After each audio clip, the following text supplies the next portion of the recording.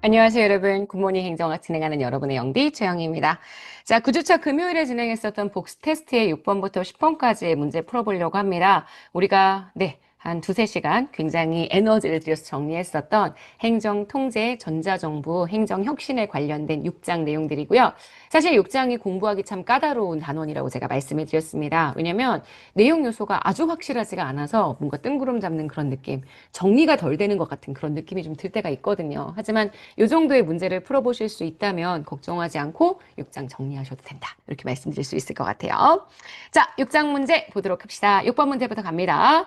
자, 내부 통제에 대한 설명으로 옳은 것 이렇게 얘기했죠. 내부이자 비공식적인 통제 유형에 국무조정실이 상급기관으로 현재 직무 감찰을 진행할 수 있습니다. 하지만 이거는 비공식적인 통제는 아니고요. 공식적인 형태의 통제 방법이기 때문에 내부의 공식적 통제 유형 이렇게 봐주셔야 합니다. 1번은 그래서 X가 되고요. 자, 2번입니다. 사법통제는 재판을 통한 통제죠. 행정이 이미 이루어지고 난 다음에 문제가 있었을 때 그거에 대한 조치를 취하는 방식이기 때문에 소극적 사후조치라는 한계를 가지고 있습니다.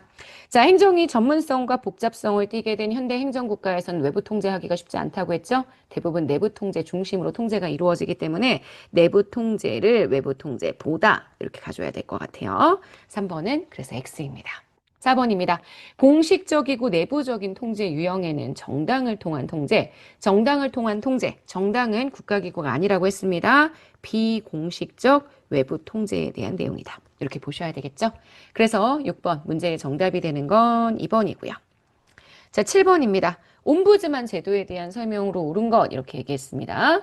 우리나라의 경우 대통령 직속의 국민권익위원회가 옴부즈만의 역할을 하는데 대통령 직속이 아니라 국민권익위원회는 국무총리 직속입니다. 그래서 X고요.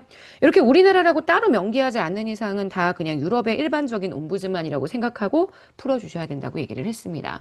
옴부즈만 제도는 정부 행정활동의 비약적인 증대에 따라서 시민의 권리 침해의 가능성에 충분한 구제조도를 두기 위해서 도입된 제도입니다. 하지만 핀란드에서 도입된 제도가 아니라 스웨덴에서 도입된 제도이기 때문에 지금 보시는 2번 X가 되고요.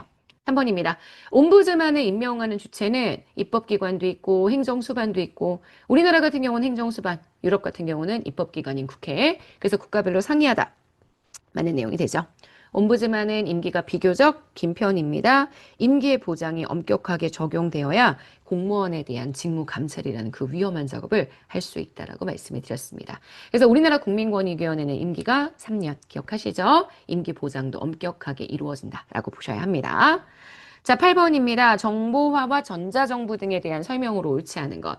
행정안전부 장관이 전자정부법에 따라 정보기술 아키텍처나 전자정부 기본계획들을 수립한다라고 말씀드렸습니다. 관계 행정기관의 장들과 협의해서 정보기술 아키텍처를 체계적으로 도입시키고 확산시키기 위한 기본계획을 수립해야 한다. 이렇게 얘기했고요. 1번 맞는 선지입니다. 자, 2번입니다. 웹 접근성이란 웹에 접근할 수 있는 정도입니다. 장애인 등의 정보 소외 계층이 웹사이트에 있는 정보에 접근할 수 있도록 편의를 제공하는 것. 이런 식으로요. 전자정부 관련된 여러 가지 법률 용어들 그리고 기술에 관한 용어들이 출제가 되기 때문에 요거 잘 정리해 주셔야 된다. 제가 이렇게 말씀드렸어요. 자, 빅데이터 3V가 특징이라고 얘기했죠. 3V 뭔데? 버라이어티, 다양성 있고요. 그 다음 벨로시티, 속도 있고요. 그 다음 볼륨, 크기 있고요.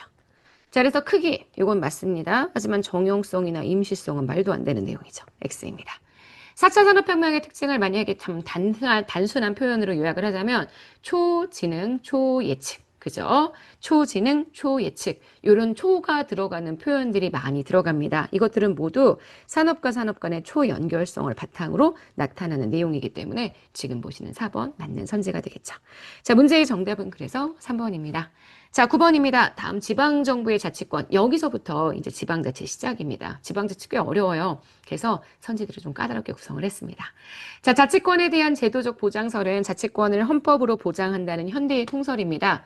지방자치단체가 일단 국가 성립 이전에 형성됐다면 국가를 통한 헌법이라는 게 만들어지기가 어렵기 때문에 자치권에 대한 제도적 보장설은 일단 국가가 성립되고 국가가 법적 체계를 만들고 그 안에서 지방자치가 보호된다는 표현으로 보셔야 합니다. 이런 표현, 국가 성립 이전에 형성된 것으로 본다. 이렇게 보는 표현은 자치권을 고유권으로 보고 있는 영국이나 미국 계열의 주민자치의 의미입니다.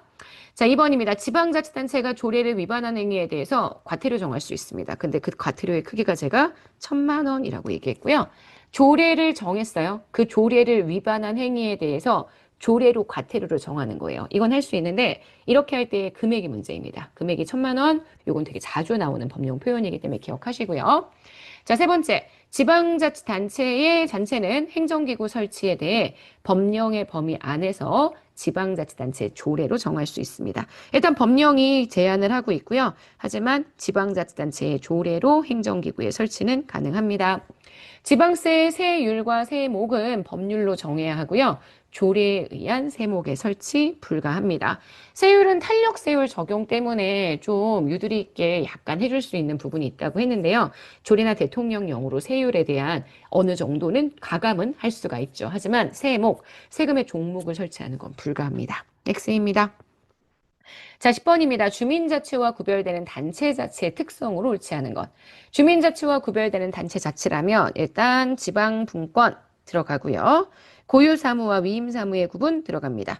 법률적 의미의 자치도 우리가 이야기하는 단체자치의 특징입니다. 하지만 정치적인 차원, 주민들의 직접적인 참여 정치 이러한 것들은 다 주민자치의 특성으로 정리를 하셔야 되는 부분이기 때문에 지금 보시는 4번 틀린 선지가 될 거예요.